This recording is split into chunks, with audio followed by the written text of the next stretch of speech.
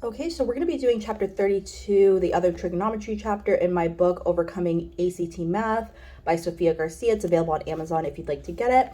So before you start this video, if you have the book, you might want to go and watch the video titled Extra Formulas and Notes, or like it's something like Rare Topics Notes or something like that.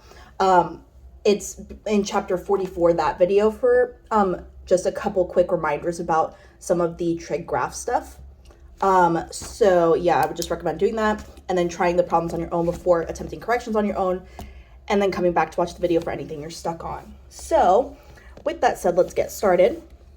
So we're using this graph for the next 6 questions. So we have it right there. They tell us that this is the equation for the graph.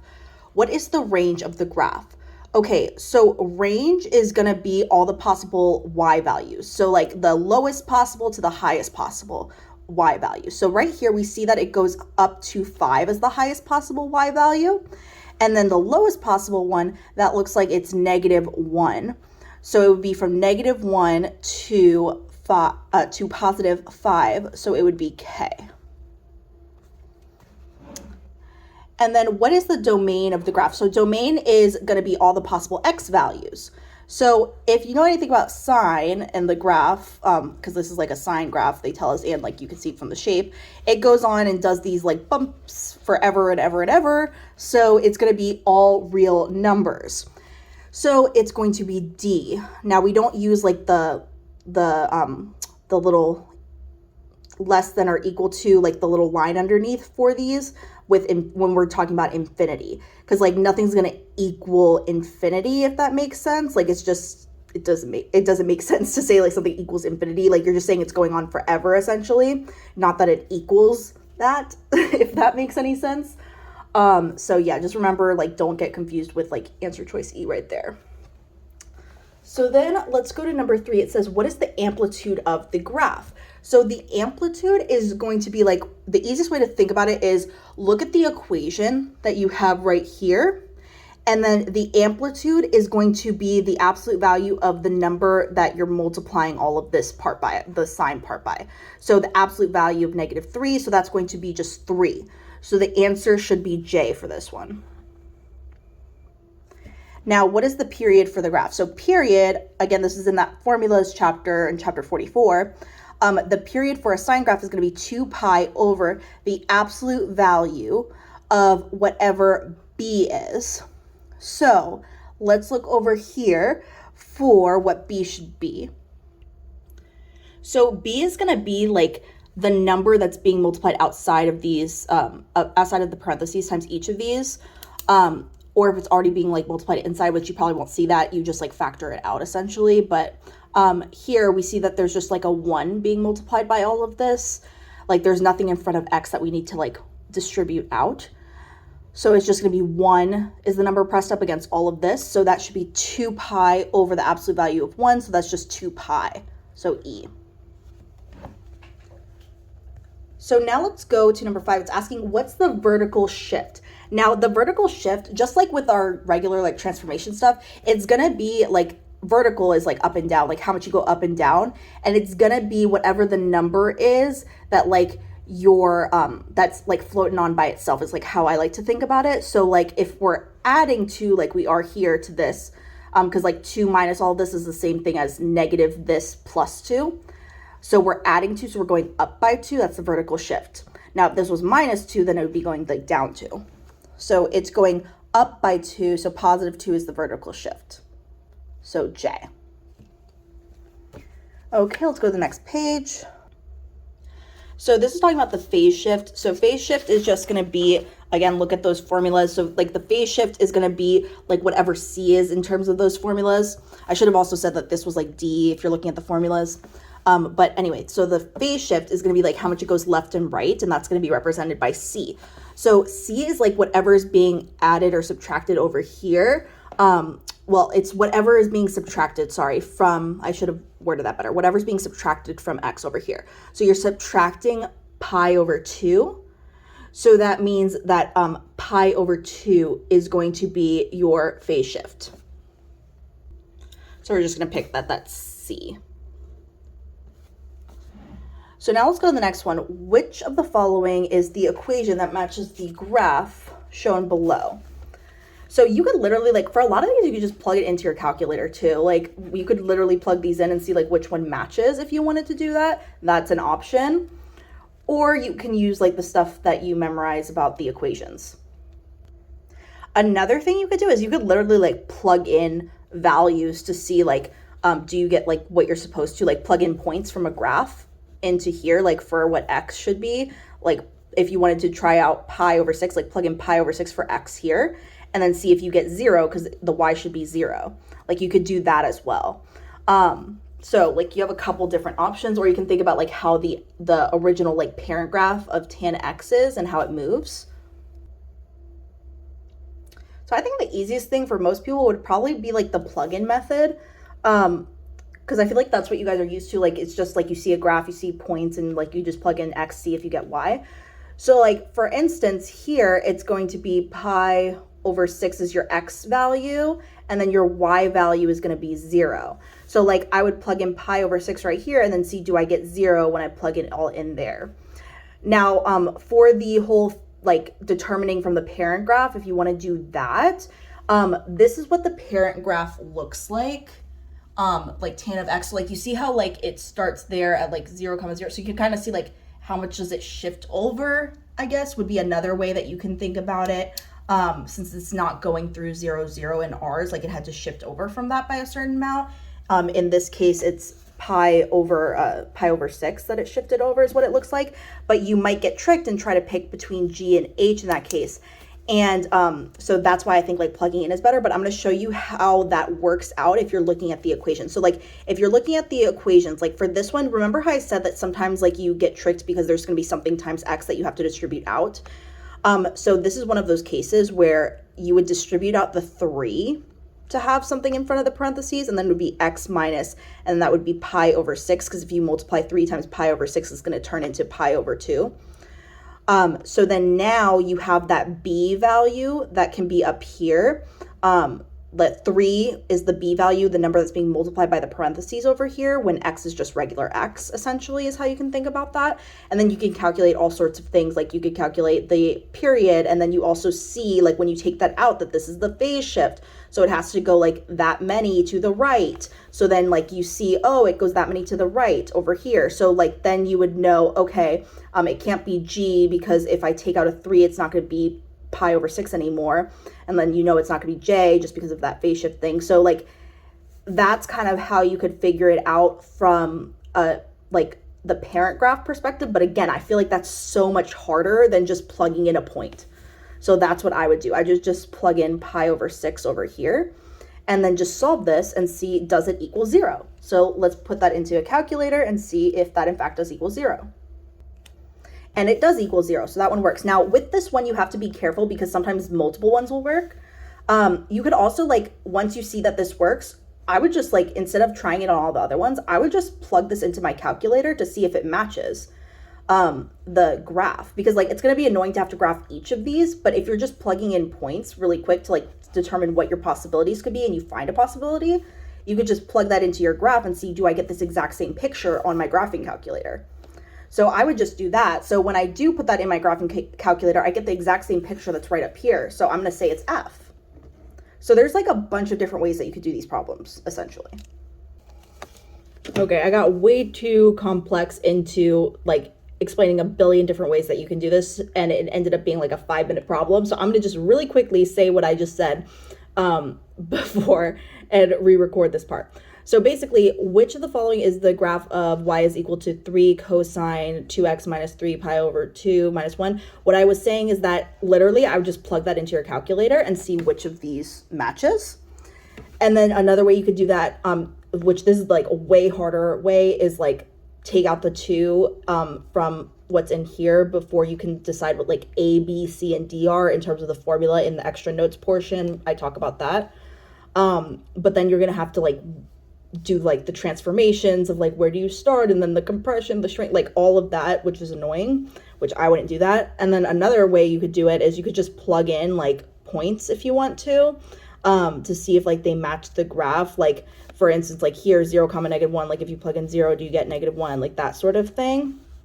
But again, I would just plug this in and then like see which picture matches. So that's what I would do. In right now, just plug this into your calculator, this portion right here, and see which picture matches. So when we plug that into our calculator, it's going to be A. So now here we have what's the amplitude of this. Remember, amplitude with cosecant and secant, there's no amplitude for that. So it would actually just be K, like you don't even have to calculate anything for those. And then for number 10, it says what is the period for cosecant of all of this. So remember, for cosecant, the period is going to be equal to 2 pi over the absolute value of b, and b is like the number that's pressed up against the parentheses. Now you'll see there's no number pressed up against the parentheses, but the difference between this and like the other problem we did earlier is that x is not by itself. If x is not by itself, you have to factor out what's in front of it before you can start using all of this and like determining what b is. So I'm going to factor out the 6 out of the parentheses. So I'm going to say I'm going to take the 6 out. I'm going to leave the x, and then I have to also say, okay, 6 times what gets me back to negative pi. So I would say, oh, just negative pi over 6 is what needs to go here. You could also think about it as like division, like you're dividing it out, whatever floats your boat. So then this would have to be minus pi over 6. So now you have a b, you have the correct b, like the number that should be pressed up against the parentheses. So it's going to be 2 pi over the absolute value of 6. So that's just 2 pi over 6 divided by 2 on top and bottom, because that's the greatest common factor, and you get pi over 3. So it should be b. So for this one, remember, like the plus a here is going to be like the vertical shift. So like how much it's going up or down. So if we want to have a function with a graph of a function that has no x-intercepts, meaning it never crosses the x-axis, and we're talking about, hey, we're starting with the parent function cosine of x, and we're going to go up and down by however many a is, then that would be all the possible values of a that we have to consider. So let's talk about the parent function right here. This is the parent function of cosine of x. So like you see how there's like the top and the bottom of the bumps right over here. What you want to do to have like no x-intercepts, like you want it to never cross the x-axis, is saying, okay, well, we can do one of two things. We can either go down by 1, like down by more than 1, essentially, because if you go down by 1, like the top points would be exactly on the x-axis, so those would be x-intercepts. So you could say it goes down by a little bit more than 1. Like it can't go down exactly 1, it has to go down a little bit more than 1. So it could be that like a is going to be minus, like a little bit more than minus 1. So like if we wanted to write that out, we could say x has to be, or a has to be less than negative 1. So we would say it has to be less than negative 1, but not including negative 1. Now, the other option that you have is that you can shift it upwards. So you can say that it's going to go up by a little bit more than 1 for it to not have any x-intercepts, because then the lowest point that could possibly touch the x-axis is going to be this guy right here. But now you've gone up 1. So now it's going to be like basically like it's going to be on the x-axis there, so it can't include that point when you go up by exactly 1, but it can include everything above it, like more than 1. So a could be greater than 1. Hopefully that makes sense. It's kind of hard to like explain explain it another way, but I'm trying to think of something. I hope that'll be sufficient. Let me know in the comments if it's not. I'll try remaking this video another way if people aren't getting it, or trying to respond to questions in the comments. So basically we said that a, the amount it shifts, has to be either less than 1 or it has to be greater than 1. So like we need to look for which of these says less than 1 or greater than 1. Well, that would just be G. Now it can't be H because it says it can't include the negative 1 and 1, because it has to have the open dot where it can't be exactly there. It can be less than or greater than there.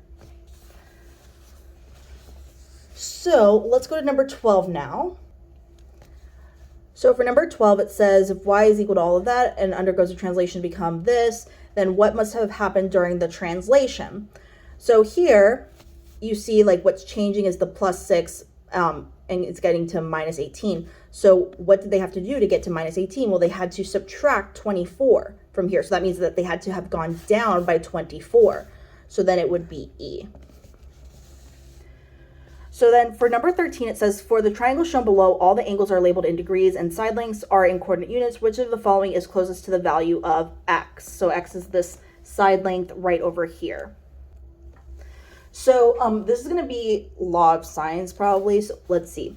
So the law of sines basically says that the sine of an angle, like let's say the sine of 40 degrees there, because remember they told us that's in degrees, so that's 40 degrees. The sine of that angle 40 degrees over the side that's directly across from it, so like over 12, has to equal you doing that for any of the other angles and the sides opposite of them. So like, for instance, if we could figure out what this angle is right over here, then we could say that it's equal to that angle over the opposite side X. And we can figure out what this angle is here because we have the other two angles of a triangle and all three angles have to add up to 180. So 65 plus 40 is 105. 105 plus 75 gives you 180. So then this should be equal to 75 degrees. So now what you're going to do is you're going to say, okay, now I can say that sine of 75 degrees, and that's supposed to be pointing to the X, sorry. Sine of 75 degrees over X, it's equal to sine of 75 degrees over X. We could have done the same thing with like sine of 65 over whatever is over here if that was like relevant to the problem, but that doesn't help us find out what X is. This does. So that's basically the law of sines. It's like the sine of the angle divided by the side opposite to it equals the same thing for all the other relevant angles and opposite sides. So what we're going to do is we're going to cross multiply. So X sine of 40 degrees is going to equal 12 sine of 75 degrees. And then we just have to divide by sine of 40 on each side to get X by itself. So then you would be putting this into your calculator essentially.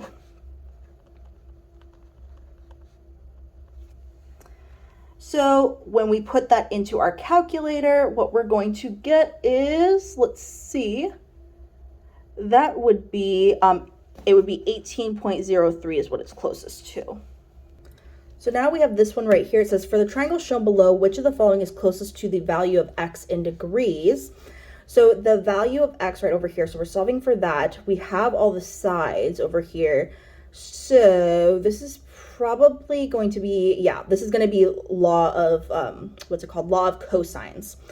So you can remember, like, there's 3 different formulas, and I put them all on, like, the math formula sheet in chapter 4 if you want to look at that. There's technically, like, 3 different formulas, but they all say the same thing with, like, A, B, and C's. I don't like to remember those 3 formulas because I think it's stupid.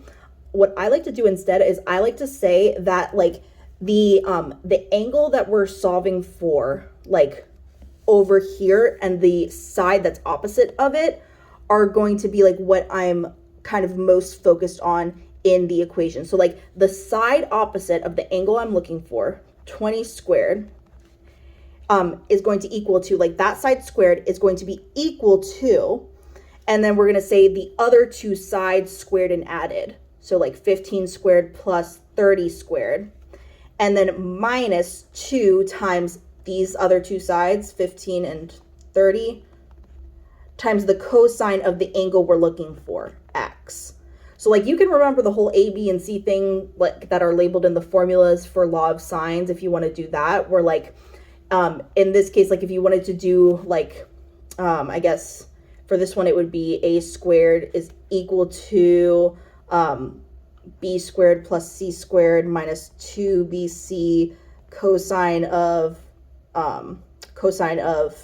angle A, where like this was equal to angle A and the side opposite of it is equal to little a, and like that's with all the other like sides and angles, it's the same thing. Like this would be big B and this would be little b, or vice, like it doesn't matter which one's the B necessarily, but like just that like the one across from the side is like the big version, the angle is the big version of the letter, and like the side is the little version. So like you could do that, and then you could just say like that's little b, that's little c, and plug those in if you want to do that. But again, like I like to just remember it this way, but whatever floats your boat. So then we're just going to now like do the actual math here and get cosine of x by itself and then get what x is equal to. So that's what it would be like when you do like all the squaring and multiplying right here. And then now what we're going to do is we're just going to combine like 225 plus 900, and that's going to give us 1,125. So that's going to be 400 is equal to 1,125 minus 900 cosine of x. And then we're going to subtract 1,125 from each side. And that's going to give us negative 725 is equal to negative 900 cosine of x. So then divide by negative 900 on each side. And I wouldn't even simplify that, like just like simplify that the negatives cancel out. I would just say that this is 725 over 900, because again, you can use your calculator, is equal to cosine of x. And then we're trying to get x by itself. That's what we're solving for. So the way you do that is just like with regular algebra, we have to do the opposite to like move things. So like the opposite operation of taking the cosine of x is doing the inverse cosine of x to each side. So that'll cancel out the cosine. So then it'll be the inverse cosine of 725 over 900 equals x. And remember, we need it in degrees. So then when you do that, you're going to get like 36.336, yada, yada, yada. So then we're going to see what is that closest to. So 36.33, yada, that's going to be like a little bit over 36, which is going to be closer to 46. So now let's go to number 15. The sides of a certain acute triangle are measured in inches. The side lengths of this triangle measure 13 inches, 14 inches, and 15 inches.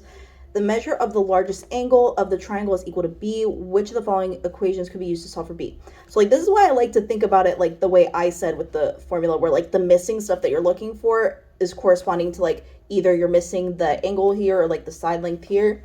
So like here you're trying to find out the missing angle, the largest angle, which we'll call b. So that means like whatever the largest angle is has to be across from the largest side.